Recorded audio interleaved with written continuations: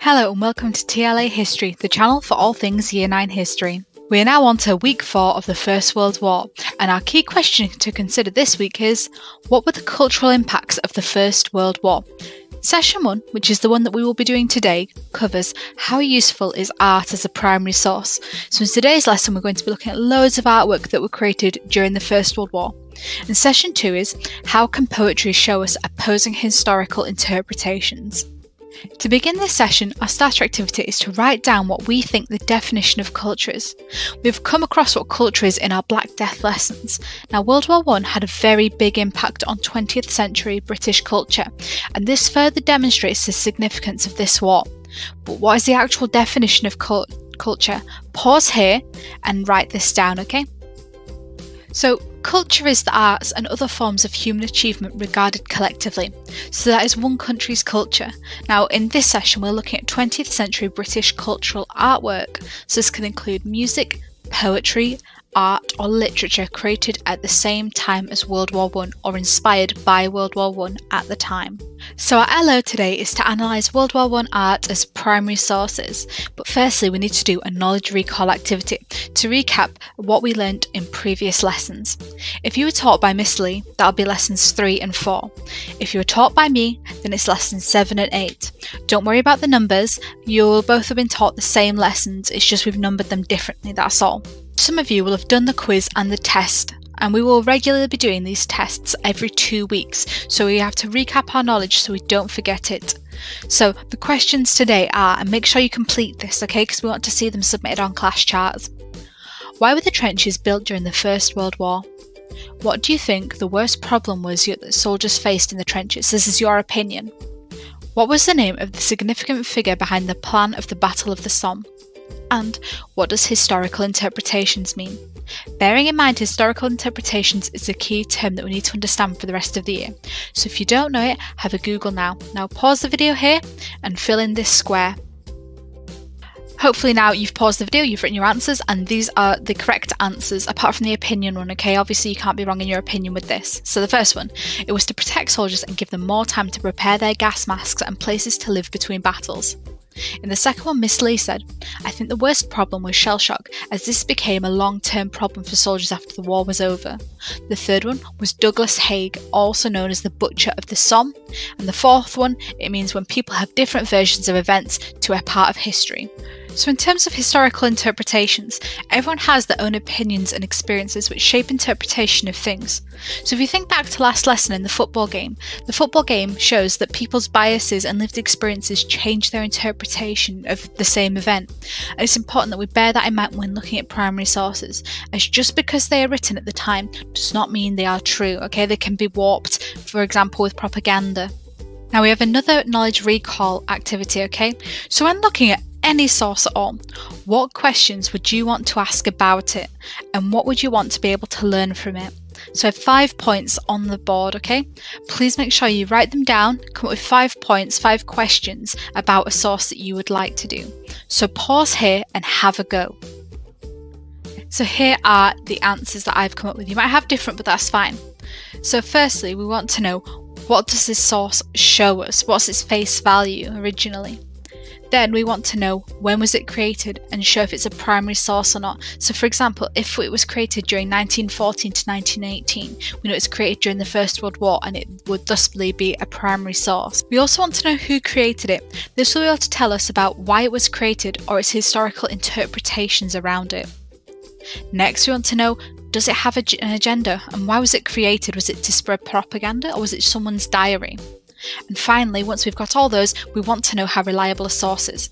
For example, if we know it was created 100 years after it that has no really historical basis on it, it won't be accurate and there's no point using it in our interpretations.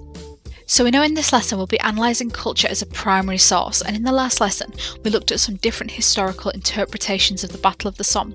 Just like the accounts of soldiers, officers and historians, different interpretations of the First World War were also expressed through culture.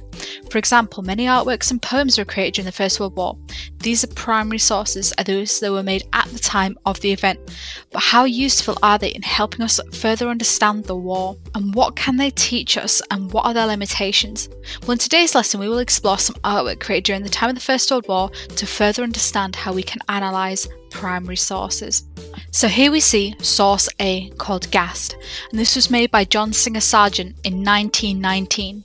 And though this was created 1 year after the war was over, it's still a primary source, as even though it wasn't created during the war, lots of people were around to give their accounts, and there were still lasting effects from the war. Now, look at this image, and what can we learn from this? What is it showing us, and what are the main colours, its themes, and other things that it's showing us? Take 5 minutes to come up with some ideas, so pause the video here and write down all the things that source A, Ghast, is showing us. And also think about what it's not showing us. Okay, what's missing from this image? What has the artist chosen to leave out? So I have got some questions here to think about. So what can we learn about the First World War from this source? How useful is this source? And 3, what are its problems or limitations? If you're stuck on the previous analysis, pause here and try answer the questions now. Here are some answers that Miss Lee has come up with. So, number 1, from this source we can learn how gas attacks affected the eyes of the soldiers of the First World War. Secondly, it's useful in showing us the devastation that the gas attacks caused. And 3, however, it has its limitations as it's an artistic interpretation, and we would need other sources such as photographs to help us determine how reliable this is. In addition, it only depicts British soldiers and limits the other side's experience. So what we mean by that is that aspects might have been exaggerated to make the gas attacks seem worse. And also we don't know about the other side's perspective, maybe they suffered greater, so it's a bit more biased towards the British soldiers. So your first main task of today is a source analysis, so you have to look through each of the artworks and complete the table below. It's also available on Word through class charts. And what we want you to do is an interpretation is the same as we did in source A, Ghast. So firstly you must answer 3 questions for each source. So me and Miss Lee want to see your interpretations for every source, so from B to E, uploaded to class charts. Okay, we don't want just one, we want all of them done. I'd also like to note this isn't an art lesson, so we're not discussing how skilled the artists are, we're just pulling out the information that we can take from them and what they're showing. Okay, so for each box, for example source B, tell me what the source shows us, tell me how useful the source is, and tell me if there's any problems to it. So pause the video here and have a go, 20 minutes. Now this is source B, it's called Over the Top, and it was done by John Nash in 1918. Just think about when the war started, so 1914 and ended in 1918. So what kind of source does that make us? And what is this showing? This is source C, and it's called Blood and Iron. And it's by Charles Ernest Butler, and this was done in 1916. So pause here and have a look. Who's shown in this image? Who are the 2 main characters? How is it symbolised? What is it showing and what is it not showing? What is it showing war as? This is source D, and it's called The Doctor by C.R.W. Nevinson, and it's done in 1916. So just think about when the war went on, so whether it's a primary or secondary source, what is it showing, what's it meant to symbolise, what's missing from this picture, what's the artist chosen not to include, what has the artist shown to include, look at the expressions on their faces. And finally, this is source E. This is called Shop for Machining, 15-inch shells. And this is done by Anna Airy in 1918. So think about when the war ended, think about the date from there, think about what this is showing, okay? What's it representing? Who's in this picture? Who isn't in this picture? What's it meant to symbolise? And what has the artist chosen to leave out? So once again, this is what your source table should look like. Hopefully though, it should be completely filled to the top with notes and interpretations and your own answers. So your main task today, so you should have filled that grid in, and now you should start on your main task. You have to choose green, amber or a red task to complete. So green would be, which 2 pieces of artwork would you choose to teach someone about the First World War and why? So justify it, give reasonings, and say why you probably wouldn't show another piece of work to another person.